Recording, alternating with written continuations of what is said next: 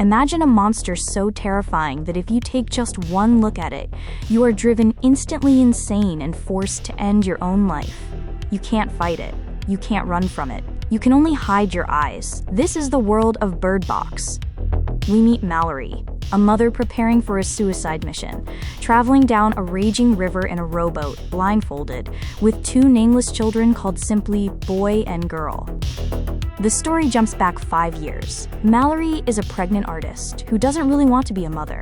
Her sister Jessica drives her to the hospital for a checkup. On the news, there are reports of mass suicides in Europe, but nobody takes it seriously until they leave the hospital. Chaos erupts. People start banging their heads against windows. Malorie gets in the car with Jessica, but then Jessica sees something.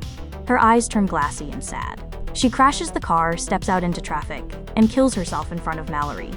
It's one of the most shocking openings in movie history. Malorie is rescued by a man named Tom, and they take shelter in a stranger's house. Here, we meet a group of survivors.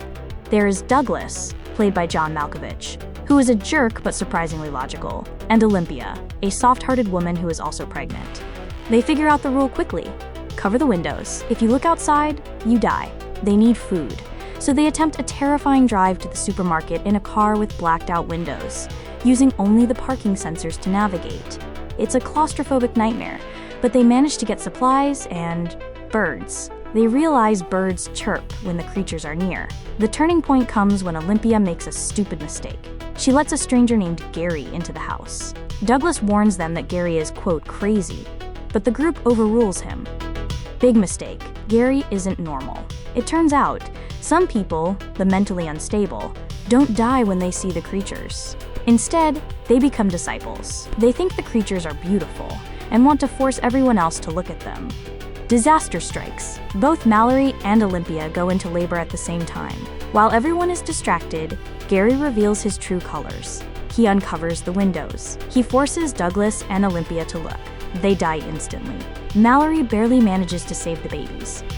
We jump forward 5 years. Malorie and Tom are raising the kids, training them to listen like bats, but the lookers find them.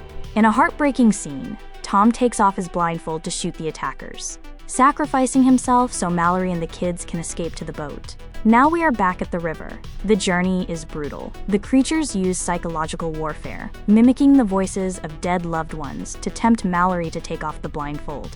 The boat hits the rapids. Malorie has a choice. One person has to look to guide the boat, or they all die. She refuses to sacrifice either child, and they brave the rapids blind. They capsize but wash ashore. Separated in the woods, the creatures surround the kids, whispering to them to take off their blindfolds. Malorie screams for them to fight it. It is the ultimate test of trust. They reach the destination, a large building. They bang on the door, begging to be let in. Someone opens it. They are pulled inside. They are safe. Malorie takes off her blindfold and realizes where they are. It's a school for the blind. The creatures can't hurt the people here because they can't see them.